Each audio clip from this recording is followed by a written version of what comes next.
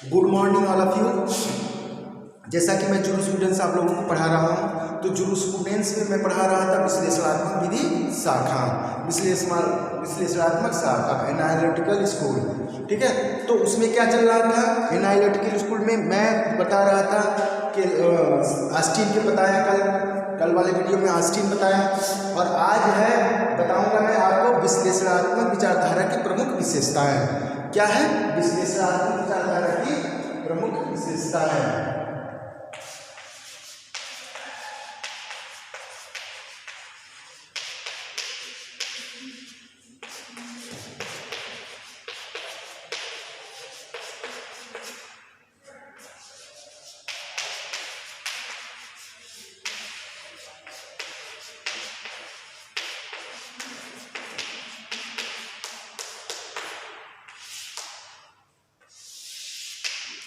विशेषताएं, कुछ विशेषताएं हैं। ठीक है, क्या है? देखिए, विश्लेषणात्मक विचारधारा परिकल्पना को इनकार करती है। परिकल्पना मतलब जो प्राकृतिक विचारधारा की है, विधि बनाई नहीं जाती, विधि पाई जाती है, उसके क्या नाम है? विचारधारा का यह इनकार करता है। परिकल्पना किसी चीज का डिजाइन, परिकल्पना बनाना किसी कानून के लिए या किसी की धारणा बनाना से ये इनकार करती है। ठीक है, परिकल्पना बनाने से ये इनकार करती है। दूसरा क्या है? ये क्या कहती है? ये विधि विश्लेषणात्मक विधि ये अनुभवों को स्वीकार करती है। जो अनुभव के हिसाब से लॉ बनता है उस पर वो विश्वास कर रही है। ठीक है, तो मतलब क्या है? ये परिकल्पना स्वीकार करती है और अनुभव को ये स्वीकार करती है। तो अनुभव जो होता है, अनुभव के आधार पर जो कानून बनता है, विधि बनती है, जो होता है, वो उस पे इसको ये स्वीकार करती है, और इसे विधि बना जो बनती है विधि, वो इस पे ये फोकस करती है।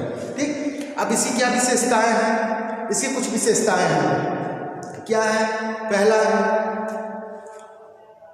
विश्लेषणात्मक विचारधारा के द्वारा केवल विकसित विधि प्रणालियों का अध्ययन किया जाता है। विकसित विधि प्रणालियों का अध्ययन किया जाता है, जो विकसित हो गई है, नहीं, उस विधि का अध्ययन इस शाखा के अंतर्गत किया जाता है। ये विशेषता है पहली। दूसरी क्या है? विश्लेषणात्मक विधि शास्त्रियों के अनुसार विधि को विधि निर्माता के द्वारा जानबूझकर निर्मित किया गया माना जाता है। ठीक है, विधि की विश्लेषणात्मक विधि शास्त्री विधायिका द्वारा निर्मित मानते हैं। विधायिका द्वारा जो निर्मित विधि होती है उसे ही विश्लेषणात्मक विधि के द्वारा माना जाता है। ठीक, अथवा न्यायालय द्वारा, जो न्यायालय या विधायिका जो कानून बनाती है उसी को विश्लेषणात्मक विचारधारा में ये अध्ययन किया जाता है, उसी को ही विधि मानते हैं। ऑस्टिन के अनुसार विधि संप्रभु का आदेश है, जबकि ग्रे के अनुसार विधि राज्य के न्यायिक अंग के द्वारा आधिकारिक रूप से घोषित की जाती है। न्यायिक अधिकारी के द्वारा, अधिकारी ग्रे कहते हैं कि न्यायिक अधिकारी जो न्यायालय में बैठे अधिकारी होते हैं उनके द्वारा घोषित विधि होती है। ऑस्टिन क्या कहते हैं? संप्रभु का आदेश है। विधि क्या होती है? संप्रभु का आदेश होती है। संप्रभु में बता चुका हूं संप्रभु में क्या होता है। ठीक है, ये हो गया। तो तीसरा क्या है? विश्लेषणात्मक विचारधारा के अनुसार विधि को बंधनकारी बनाने के लिए आवश्यक है कि विधि के पीछे अनुशासन हो। मतलब क्या है? विधि के लिए विधि को बंधनकारी बनाने के लिए अनुशासित दंड का प्रावधान होना चाहिए। मतलब किसी न किसी रूप में दंड होना चाहिए, या तो दंड शारीरिक दंड होगा, ठीक, या कठोर कारावास का दंड होगा, या जुर्माना होगा, या क्षतिपूर्ति होगी। ठीक है, ये सारी चीजें जरूर होनी चाहिए। ठीक है, इसके जैसे कि देखिए, अंतरराष्ट्रीय विधि जो होती है, जो अंतरराष्ट्रीय विधि है, उसके अंतर्गत दंड का प्रावधान नहीं है, इसलिए इसे कई विधि शास्त्री इसे विधि ही नहीं मानते। किसको? अंतरराष्ट्रीय विधि को विधि ही नहीं मानते। क्यों? क्योंकि दंड का उसमें प्रावधान नहीं है। अंतरराष्ट्रीय विधि में, अंतरराष्ट्रीय लॉ में इन्फोर्समेंट का कोई प्रभाव नहीं है। देखिए, आईपीसी है तो दंड होता है, अंतरराष्ट्रीय विधि में कोई दंड का प्रावधान नहीं है। ये राज्यों, यहाँ राज्य, अंतर्राष्ट्रीय विधि में राज्य का मतलब होता है देश। जो देश है, जो राज्य है, उनके ऊपर प्रभावी होता है कि वो माने या ना माने। ठीक है। चौथा क्या है, इस शाखा के अंतर्गत जो विधि होती है, इंस्टीट्यूट होता है, संविधि जो होती है वही विधि मानी जाती है, जिसको संविधि होती है। तो विधियां वही होती है जो संविधि के थ्रू बनी हुई है। ठीक है। पांचवा, उपयोगितावाद इस शाखा के विचारकों का प्रमुख वैचारिक आधार है। उपयोग, लॉ ऐसा होना चाहिए जिसका उपयोगिता हो। ठीक है, जो जिसका उपयोगिता हो, जो बनने के बाद उपयोगी हो, ये ना कि व्यर्थ हो। व्यर्थ लॉ का कोई मतलब नहीं है इस शाखा के अंदर। ठीक, यहां नेक्स्ट है, विधि का संबंध राज्य से माना जाता है। जो विधि बनती है वो राज्य से संबंधित होती है। ठीक है, इसमें ये माना जाता है, इसकी विशेषता है। और एक है, विधि को संप्रभु लागू करता है। मतलब विधि जो बनाई जाती है, जो विधि बनती है, उसको क्या करते हैं, संप्रभु जो होता है वो लागू करवाता है। ठीक है, विधि को संप्रभु लागू करता है।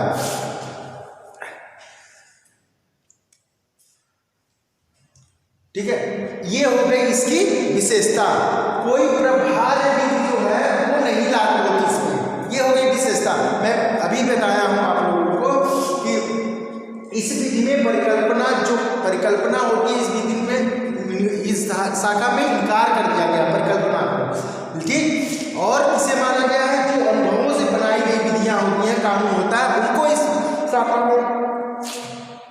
शाखा में योगदान माना गया है। ठीक, अब है नेक्स्ट, ये हो गया खत्म, विश्लेषणात्मक विधि शाखा खत्म हो गई।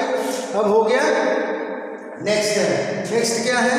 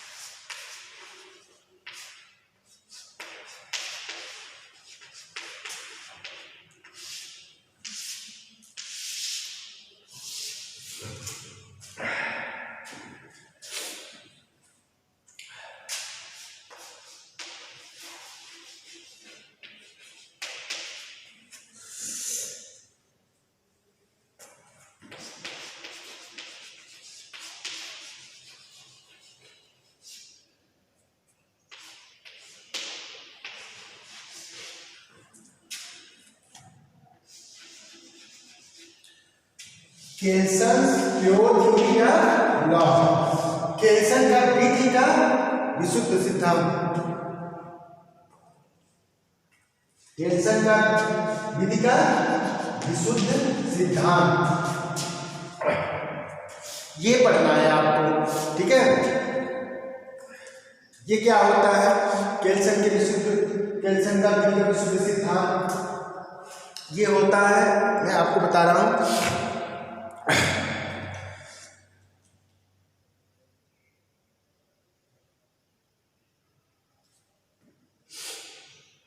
केल्सन के अनुसार क्या होता है, विधि का विशुद्ध सिद्धांत क्या होता है, ये बता रहा हूं।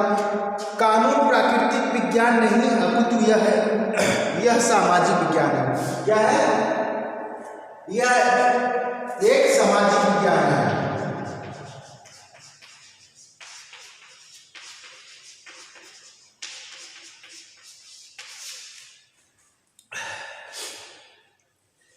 कानून क्या होता है? प्राकृतिक विज्ञान नहीं है, ये क्या होता है? सामाजिक विज्ञान होता है।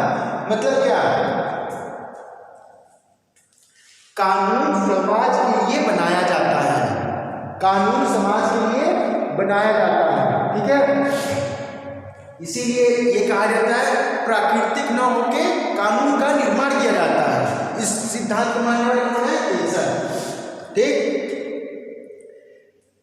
प्राकृतिक विज्ञान और कानून के सिद्धांतों में अंतर है। क्या है? प्राकृतिक विज्ञान कार्य कारण के संबंध को बताता है, प्राकृतिक विज्ञान क्या बताता है? कार्य कारण को बताता है, जबकि बताता है इसका संबंध है से है। मतलब क्या है? इसका संबंध है से है। जो कार्य कारण है उससे संबंधित है, कार्य जो हो रहा है उससे संबंधित है, और क्या है से है से संबंध है। मतलब क्या है से संबंध है, न कि क्या है से संबंध है, ठीक है। है से मतलब इसका संबंध है। जैसे कि देखो क्या है,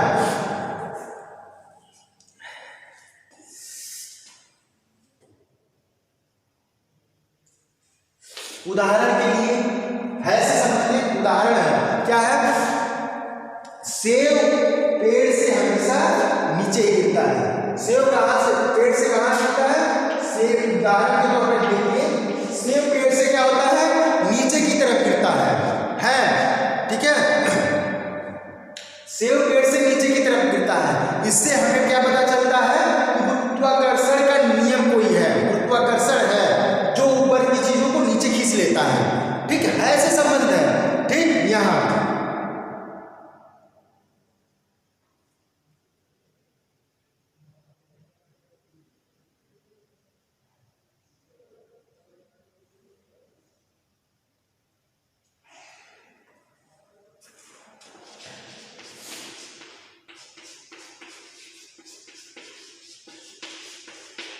चाहिए। देखिए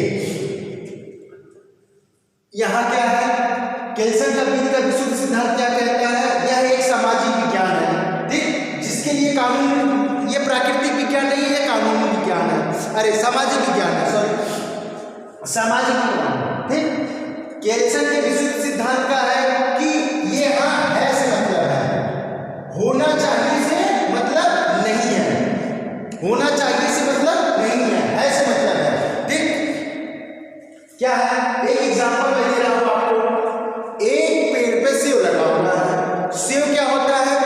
सेब नीचे की तरफ गिरता है, तो हम क्या अनुमान लगाते हैं कि कोई यहाँ अनुमान है कि गुरुत्वाकर्षण का नियम है, यहाँ है से संबंधित है, ठीक।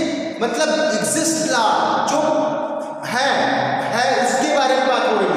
मतलब सेब यदि पेड़ से नीचे गिर रहा है तो हम ये अनुमान लगाते हैं गुरुत्वाकर्षण है।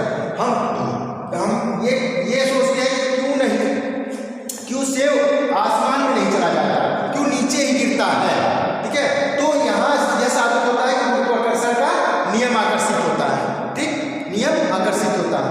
अब दूसरा होना चाहिए से संबंधित नहीं है, यहाँ लॉ है से संबंधित है, होना चाहिए से नहीं। जैसे कोई व्यक्ति क्या करता है? कहीं चोरी करता है, ठीक है, तो उसके लिए एक दंड होना चाहिए से संबंधित नहीं है, होना चाहिए। चोरी के लिए दंड होना चाहिए, ठीक है। चोरी के लिए दंड है इतना नहीं है, ये है और होना चाहिए में अंतर करती है। शुद्ध सिद्धांत जो केल्सन का प्योर सिद्धांत है, होना चाहिए और है में अंतर करती है, ठीक है। क्या अंतर है? ये अंतर है कि विधि को होना चाहिए से नहीं मतलब है। विधि क्या होनी चाहिए? विधि है से मतलब रखती है, ठीक, जो प्रेजेंट में है उस पे होना चाहिए, ना कि होना चाहिए से, ठीक है। सेब गिरता है नीचे की तरफ तो है, गुरुत्वाकर्षण का नियम है, हमें पता चला, लेकिन होना चाहिए। चोरी के अपराध के लिए ये दंड होना चाहिए, कितना होना चाहिए ये अलग बात है, होना चाहिए से संबंधित नहीं है, ठीक। अब क्या है? केल्सन का यही केल्सन का सिद्धांत है और होना चाहिए में अंतर बताता है, ठीक है। तो है का मतलब है जो एग्जिस्टिंग लॉ है, प्रेजेंट में जो लॉ है से है संबंधित, होना चाहिए से संबंधित नहीं होना चाहिए, ये केल्सन महोदय कहते हैं। यही प्योर सिद्धांत है। ठीक, अब क्या है केल्सन के विधि के विशुद्ध सिद्धांत के आवश्यक तत्व क्या है, इसके आवश्यक तत्व, इसके केल्सन के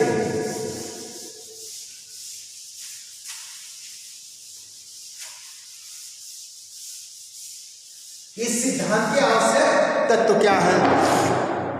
आवश्यक तत्व पहला है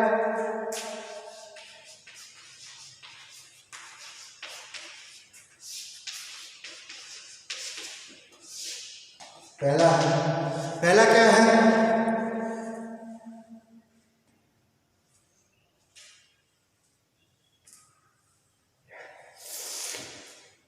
इस सिद्धांत का अर्थ है कि अव्यवस्था को कम करके एकता को स्थापित करना चाहिए।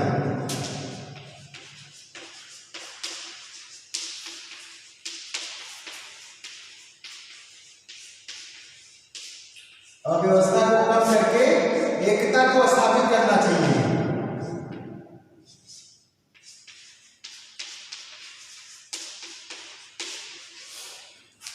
अव्यवस्था को कम करके एकता को स्थापित करना चाहिए, मतलब कानून ऐसा होना चाहिए जो अव्यवस्था को कम करे और एकता को बढ़ावा दे।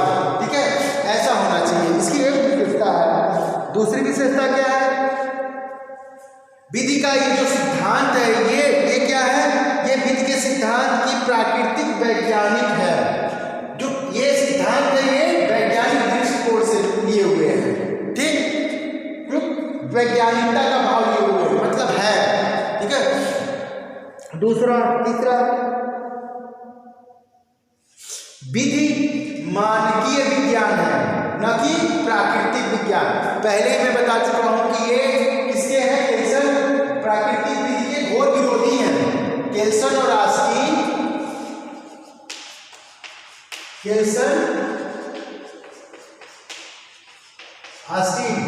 प्राकृतिक विधि के घोर विरोधी हैं। ये दोनों प्राकृतिक विधि के घोर विरोधी हैं। ठीक है, दोनों ने प्राकृतिक विधि को सिरे से खारिज कर दिया है।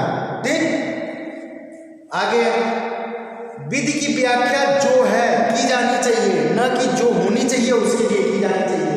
मैं अभी बताया हूं आपको, विधि की क्या है व्याख्या, जो होगी जो है से होगी, न कि जो होनी चाहिए वह होगी।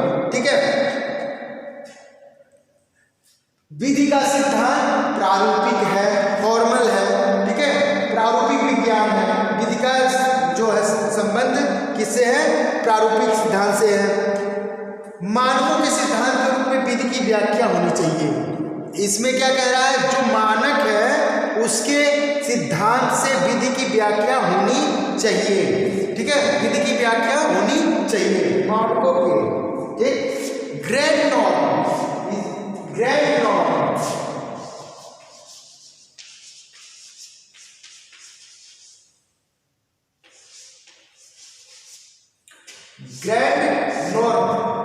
ग्रैंड नॉर्म का सिद्धांत इन्होंने दिया है।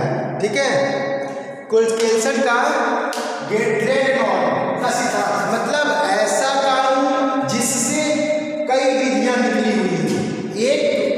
एक इस राज्य का एक ऐसा कानून होता है जिसके आधार पर विधियां बनती हैं। ठीक है, जिसके आधार पर विधियां बनती हैं। जैसे आपको एग्जाम्पल के तौर पे है, क्या है, हमारे यहाँ जो संविधान है वो ग्रैंड नॉर्म के अंतर्गत आता है। केल्सन के प्योर सिद्धांत के अंतर्गत जो ग्रैंड नॉर्म किया गया है, मूल मानक, ठीक है, वो हमारा संविधान उस पर खरा उतरता है। क्यों?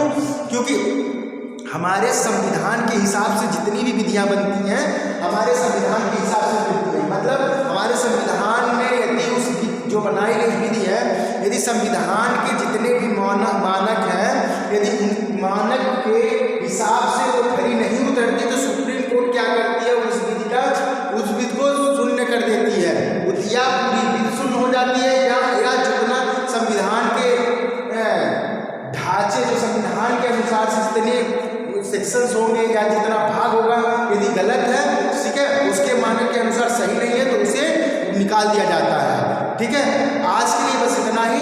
ठीक है, नेक्स्ट टाइम पे अभी मैं आगे इसी बताऊंगा कैल्शियम के बारे में।